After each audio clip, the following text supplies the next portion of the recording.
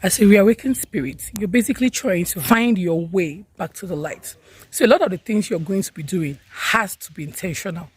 A lot of the ways you're going to be living has to be very, very conscious so that you can maneuver yourself back to the path of light. You cannot live life on a whim anymore.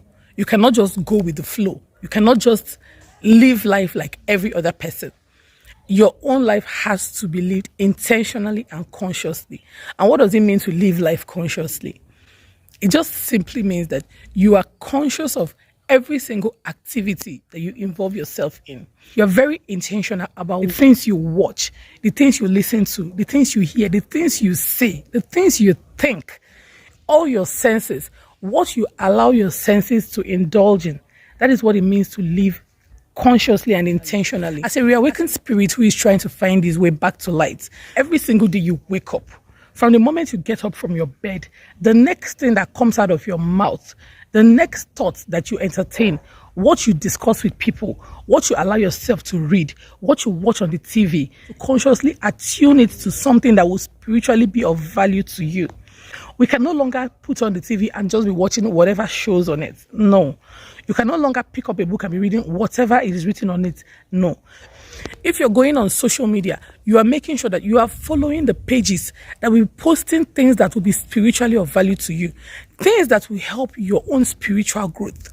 You cannot just go on Facebook or on Instagram and just be scrolling through pages and be reading whatever garbage is posted there. Now that you are reawakened and ready to live your life the right way, you have to take control of your life.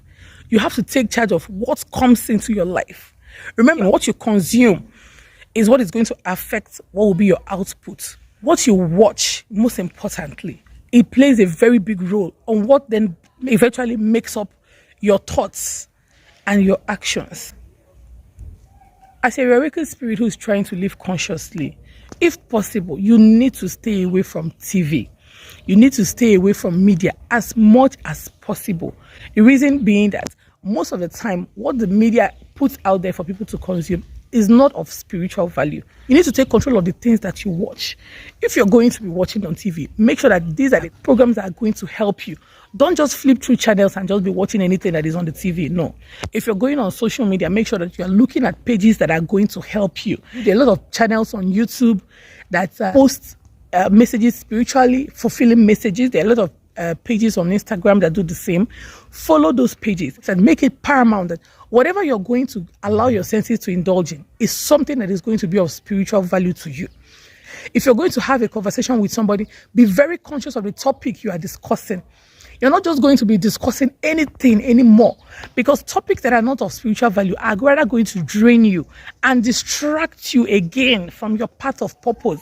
Topics that are not going to add anything for you that you will learn that day, that you would use to be of spiritual value to yourself. You have to find a way to excuse yourself from that conversation. Remember, as a reawakened spirit who is trying to find his way back to the light, you're not living your life to please anybody. You're not trying to act in a way that people will not say that, you did what you did somehow.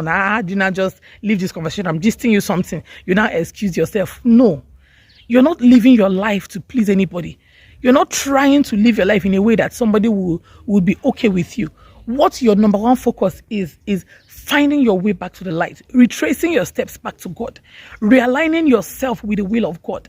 So that means that every single thing you do, you need to make sure that consciously, make sure that it's going to lead you to that purpose. Now you are living your life consciously. If a thought comes into your head, you ask yourself, where is this thought leading me to? What am I going to gain by following this train of thoughts? Review that thought, analyze it, and be sure that this thought has a spiritual value to you before you run with it. Don't run with any thought that comes into your head. Immediately cut it off. Immediately put a block on that thought. Only entertain thoughts that are going to be of spiritual value to you. It's as important as anything. Because if not, you're going to keep running around in circles. Our spiritual environment is made up of the things that we allow ourselves to consume. And it also comes around to affect our physical environment. It's like a cycle. It is from the way you live your daily life, your daily activities, your daily interaction with people that you see. That is where it begins to build up.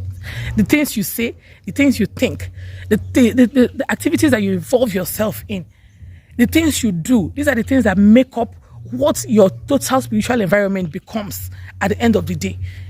That is why intentional living means that for every single thing you do, you ask yourself, of what value is this thing going to be to my spiritual growth? How is this thing going to add to my spiritual growth? If you're not able to find out a value that is going to add, it means that that activity is not for you. You don't just engage in activities because this is what is going on. No. You engage in them because you have discovered that this is what is going to help me. It also has to do with what you put out there yourself. You see anything you post on your social media? No. Whatever you put out there must be of spiritual value to anybody who is going to look at it. So that you yourself, you also contribute to the growing of other people's spiritual environment. That is intentional living.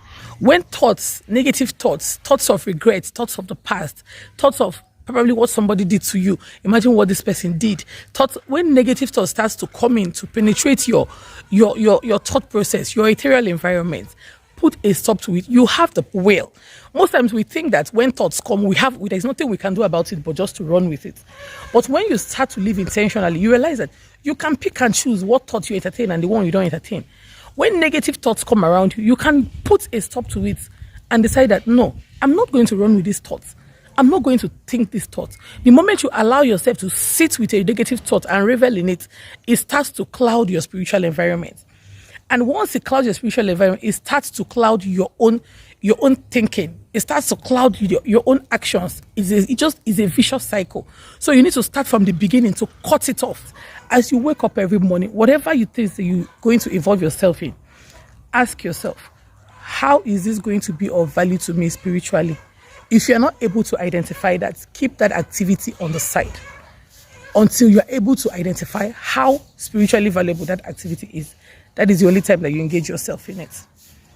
That way, you are able to keep yourself on the right path, continuously striving towards the light, continuously moving towards the will of God.